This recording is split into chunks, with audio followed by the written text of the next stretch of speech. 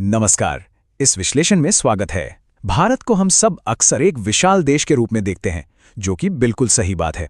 लेकिन अगर हम यहाँ के अलग अलग राज्यों की आर्थिक ताकत पर थोड़ा ध्यान दें, तो सच में दिमाग चक्कर खा जाएगा।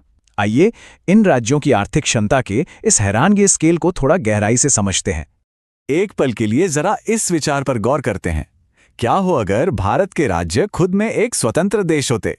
देखिए, आकार और आबादी के हिसाब से तो हमारे राज्य दुनिया के कई देशों से वैसे ही आगे हैं, लेकिन आर्थिक दृष्टिकोण से देखें तो ये आखिर किस पैमाने पर खड़े उतरते हैं? चलिए देखते हैं।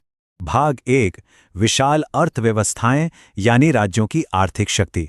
50 लाख करोड़ रुपए। सच बताएं तो ये आंकड़ा इतना बड़ा है कि इसका अंदाजा लगाना ही मुश्किल है।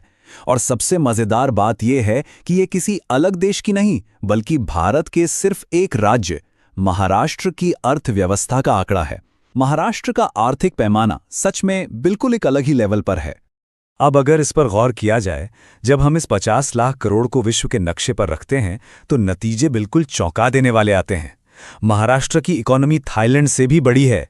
इतना ही नहीं, ये नॉर्वे जैसे विकसित देश और यहां तक कि पूरे संयुक्त अरब अमीरात यानी यूएई की पूरी इकोनॉमी को भी आराम से पीछे छोड़ देती है ना? बिल्कुल गेम चेंजर बात।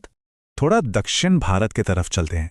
यहाँ तमिलनाडु की आर्थिक ताकत करीब 35 लाख करोड़ रुपए है।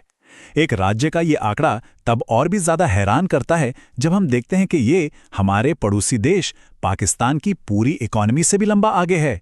यानी सीधे शब्दों में कहें तो एक राज्य का वजन एक पूरे देश पर भारी पड़ रहा है। और हां, ये विशालता कोई सिर्फ एक या दो राज्यों तक सीमित नहीं है।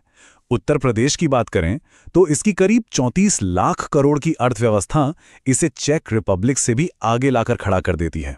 वहीं कर्नाटक का आंकड़ा है 32 लाख करोड़ और गुजरात का 30 लाख करोड़।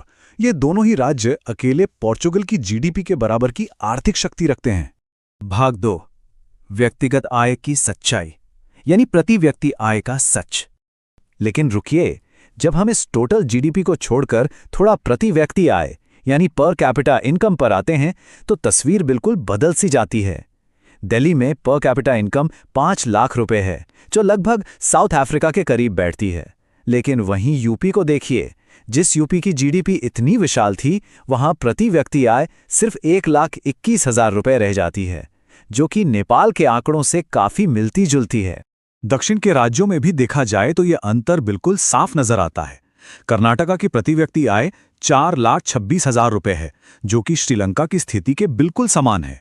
और वहीं तमिलनाडु, जो समग्र जीडीपी के मामले में इतना आगे था, उसकी प्रति व्यक्ति आय लगभग 44,000 रुपए सामने आती है। यह हकीकत क्लियर कर देती है कि एक विशाल अर्थव्यवस्था और ग्राउंड रियलिटी के बीच आखिर कितना बड़ा फर्क हो सकता है। भाग 3, समग्र दृष्टिकोण, विकास की असली कहानी। तो अब इन सारे आंकड़ों को समझने के बाद एक बहुत बड़ा सवाल जहन में आता है।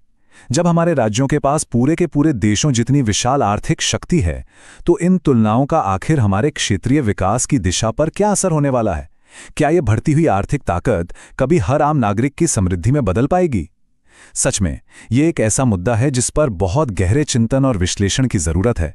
ये बिल्कुल सोचने वाली बात है।